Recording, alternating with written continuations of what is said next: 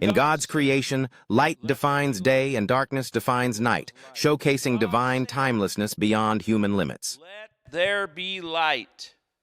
And there was light. And God saw the light that it was good, and God divided the light from the darkness, and he called the light day, and the darkness he called night. And what I want you to notice there in verse 5 is there's no reference to hours in that definition of day and night. What matters is that light was there or light was not there. And then at the conclusion of verse 5, and there was evening and there was morning the first day. But what day did he create the sun and the stars? What day? The fourth day. How could there be a day and be a night for the first 3 days when God hadn't created the sun until the fourth day? Well, because day and night have nothing to do with time. Day and night have everything to do with the presence of light and the absence of light. You see, because God is not limited by time. We get all caught up in how long it took God to create the heavens and the earth. And the reason we get so caught up in how much time it took is because, quite frankly, we all have limited time. Time is important to us. Listen to me, friends. God doesn't run out of time. And we think, okay, well, God had to do this entire thing. Johnny on the spot, 1, 2, 3, 4, 5, 6, 7. There it is. But God is not limited by our limitations.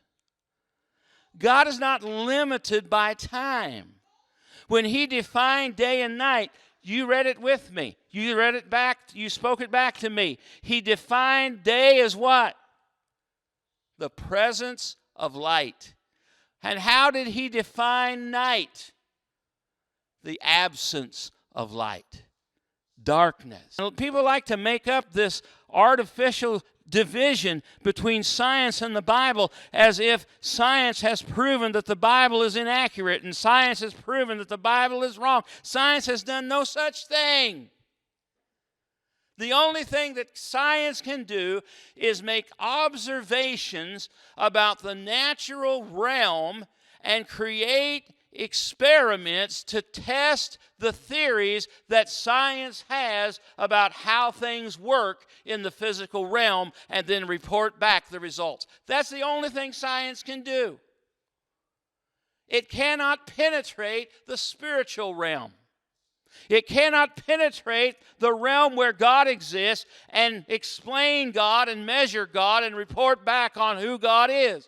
All science can do is take a look around at the things in the earth and the things in the physical realm and make observations and come up with ideas about how things work and then make experiments to test those ideas and then report back the results to us to let us know whether or not their experiments worked. That's all science can do. So science is not opposed to the Bible, and the Bible is not opposed to the science. They're dealing with two different realms. Science is dealing with the physical realm. Science cannot get into the spiritual realm to do any experiments or make any observations or measure anything to report back to us. It's a totally different realm. And when God wrote down the story of creation, when he had Moses write down the story of creation, he did it for some very specific reasons that are related to the spiritual realm rather than the physical realm. And people who think that science has proven the Bible wrong are totally in error because the Bible never attempts, listen to me carefully, the Bible never attempts to give a scientific explanation of the creation of the physical realm. It doesn't try to do that. The reason God had Moses to write down the story of creation in the Bible was, first of all, so that we would know about the one true God.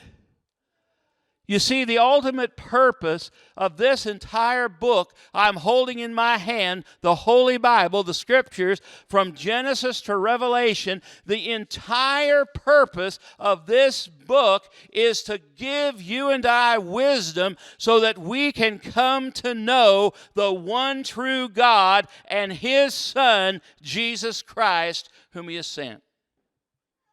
And that was the reason God had Moses write it down for the Israelites. When God had Moses write the story of creation, He had him write it so that the Israelites, who had just spent 430 years as slaves of the Egyptians and had just been delivered out of 430 years of slavery, would know that there was one and only one God. For 430 years in that environment, God wanted them to know beyond a shadow of a doubt that every other god they had been exposed to was false. There were no goddesses. There were no other gods. There was one true God who created heaven and earth.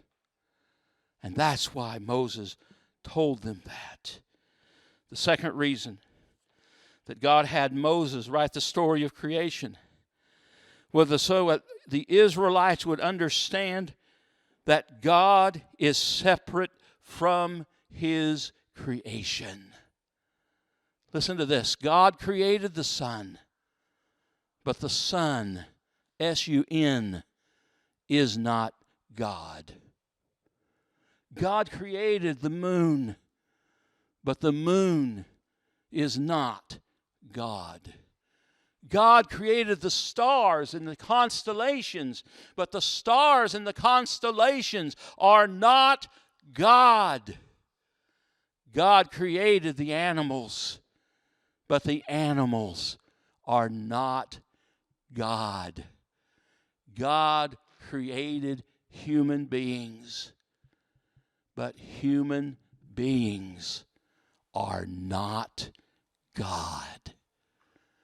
God is above and separate and transcends His creation. Everything that the Israelites had been exposed to in Egypt pointed to the Pharaoh as the incarnation of God. That Pharaoh was God, so that he was worshipped as God. And God had Moses write the story of creation so the Israelites would understand that God is separate from His creation.